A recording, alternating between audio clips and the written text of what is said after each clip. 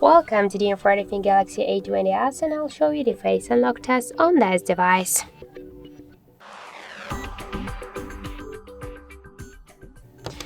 So I just set up my face recognition, and now I'll make a couple of tries to unlock the device with my face, and we'll see how fast this feature is and does it works. So let's start. 1, 2, 3, 4, 5. So as we can see, the face unlock was here correct. We just unlocked the device successfully without any problems. So you can try this unlock method, but don't forget that the face unlock is less secure than the passcode or pin code unlock methods.